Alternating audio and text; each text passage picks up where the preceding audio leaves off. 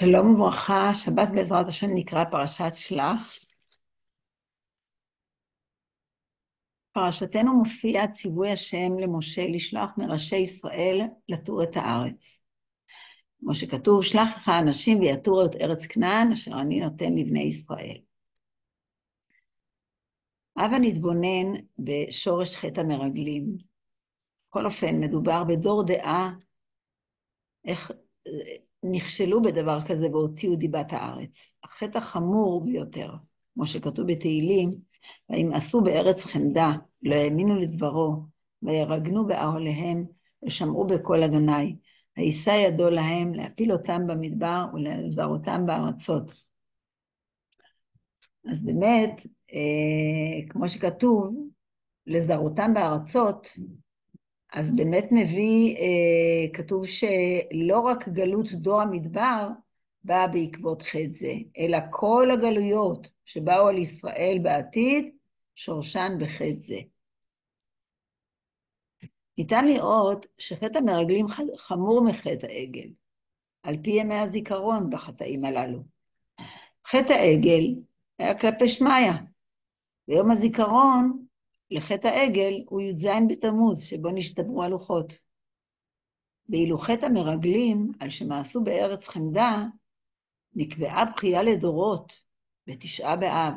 חטא של המרגלים, הזיכרון הוא הרבה יותר קשה, והתענית היא קשה יותר, יום תשעה באב.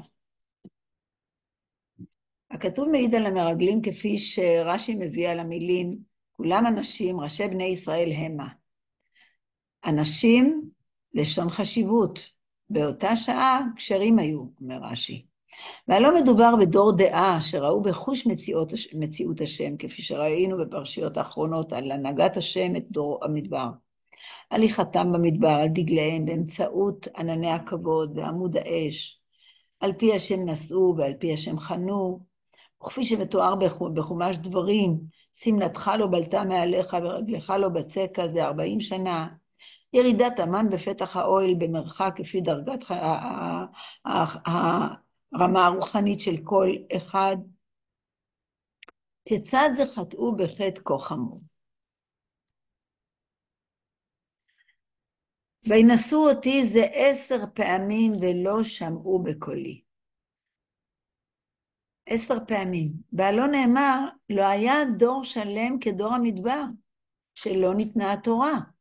וכיצד זה חטאו המתאוננים, המרגלים, בפרשה הבאה בעזרת השם שנקרא, זה יהיה קורח ועדתו, וגם בקברות התאווה, במתאבים וכולי, 10 ניסיונות.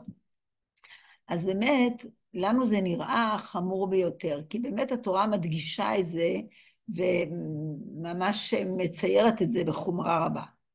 אבל ספר הכוזרי מביא את השאלה הזאת, והתשובה לכך שאדם גדול אפשר לספור את החטאים שלו.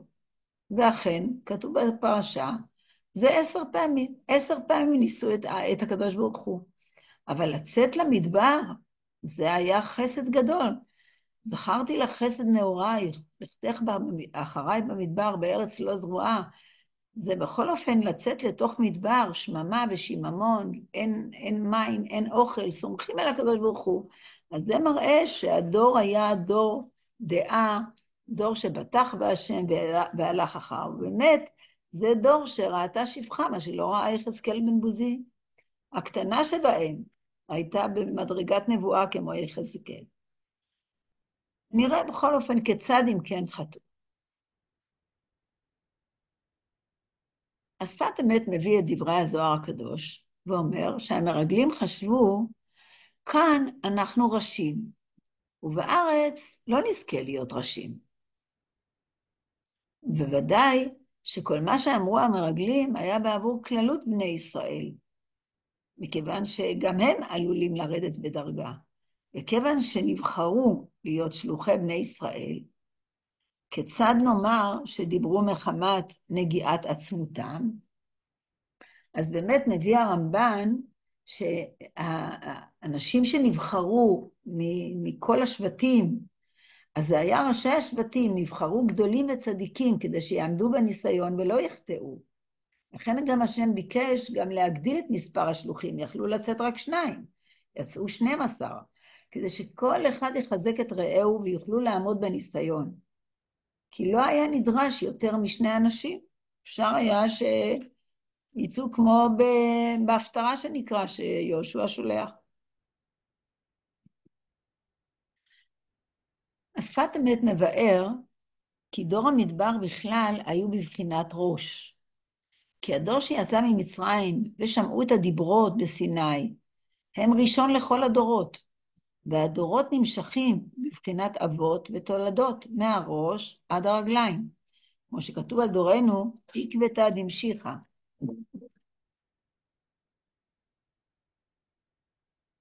דור המדבר הוא הראש.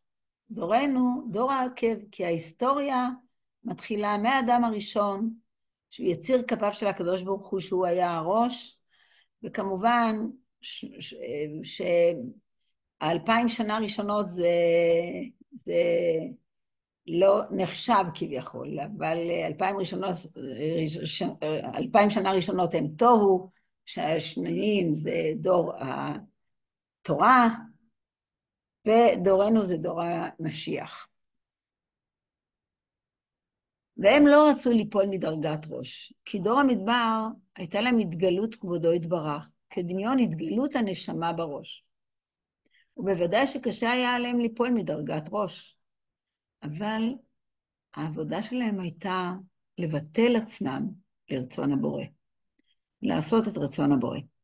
אכן, הם ראו שכל בני ישראל היו באותה דרגה על טבעית, והצטרכו לרדת מדרגה. ולכן היה להם אכפת גם מכל הרמה הרוחנית של עם ישראל. להיכנס לארץ, לחיות חיים של טבע. כן, דברים אלה מביא המהר"ל, ויש לך להבין, כי ראוי שלא יבואו לארץ יוצאי מצרים, שהיו יותר מבני 20. ודבר זה, מפני כי היו רחוקים מן הארץ, והיה הארץ נגדם, זה לשונו.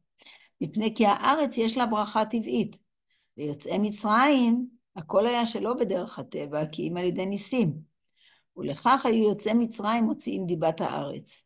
ורק יהושע בן נון משבט אפרים, שהוא עיקר זרעו של יוסף, שיוסף ידוע חיבב מאוד הארץ, וכלב בן יפונה משבט יהודה, הם חיבבו את הארץ, כי ההנהגה שהיו מתנהגים דור המדבר, אינה כמו ההנהגה שהיו מתנהגים באי הארץ. בואו נראה, הרמב"ן שואל, מה היה חטאם ומה פשעם של המרגלים? הרי הם נשלחו על ידי משה לתור את הארץ, והם רק דיווחו את אשר ראו עיניהם. מדוע השם כעס עליהם? אז באמת אנחנו נראה את דברי הרמב"ן, באמת מה היה חטאם. בארץ היו 7 אומות קשים, שהם בעצם מייצגים את כל 7 כוחות הטומאה. בראשם עמלק שיושב בנגב. והכיבוש היה צריך להיות בדרך ניסית. השם הבטיח לעם ישראל להנחילם את הארץ הטובה. ובכן, מה באמת קרה? מדוע הם חששו? והוא מסביר שחטאם היה במה שהוסיפו על עצם הדיווח, ואמרו 0. 0 כי אז העם היושב בארץ. מה פירוש? דבר המונע מהאדם להשיגו.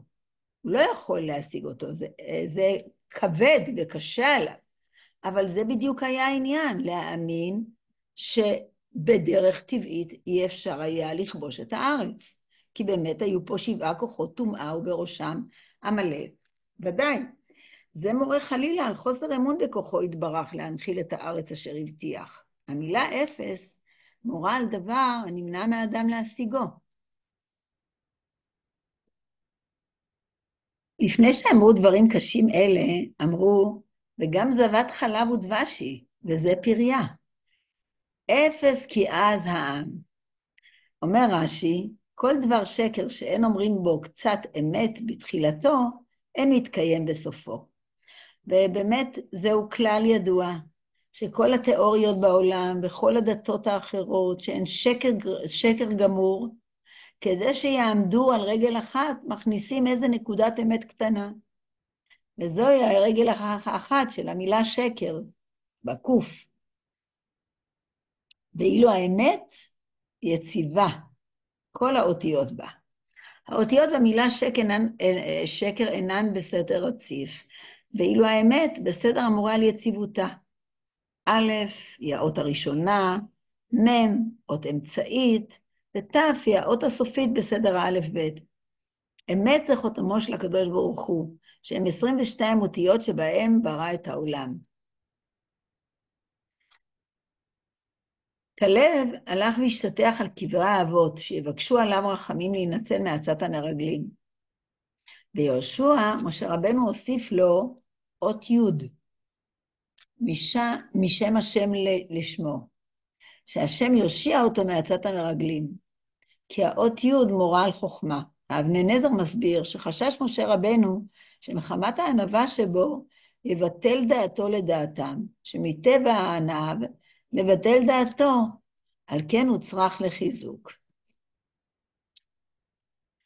באמת, הרי כמו שהרמב"ם מביא, שדעתו של האדם נמשכת אחרי החברה, אחרי דעת החברה. אדם לא רוצה להיות יוצא דופן.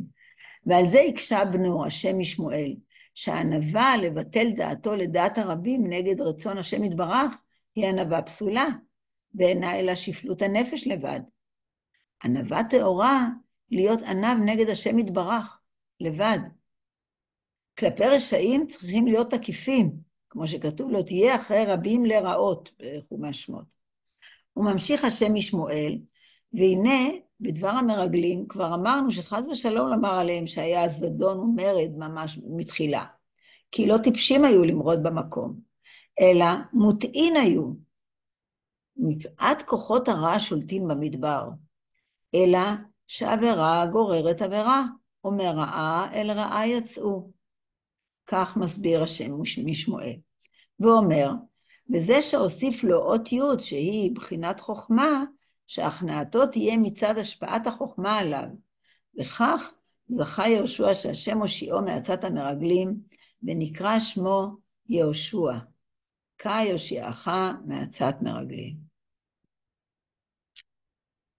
השלה הקדוש מסביר, על ויעש כלב את העם אל משה, ויאמר, הלא נעלה וירשנו אותה, כי יכול נוכל לה. כי באמת, כוונת השם יתברך, ומשה רבנו בשילוח המרגלים הייתה, לא רק שידווחו גרדת מה שראו, אלא שיחזקו את העם באמונה וביטחון ביכולתו יתברך. הליכתם הייתה אדרבה, כדי שיראו שאי אפשר לכבוש בלי עזרה מהשם יתברך. ויאמרו לכל העם שהשם הוא הנותן כוח לנצח את האויב, ורק בדרך נס. ולשון כלב, הלא נעלה, כמו שפירש רש"י, אפילו בשמיים, ובזה נבין דברי רש"י, מה שכתב, חזק הוא ממנו, כביכול כלפי מעלה.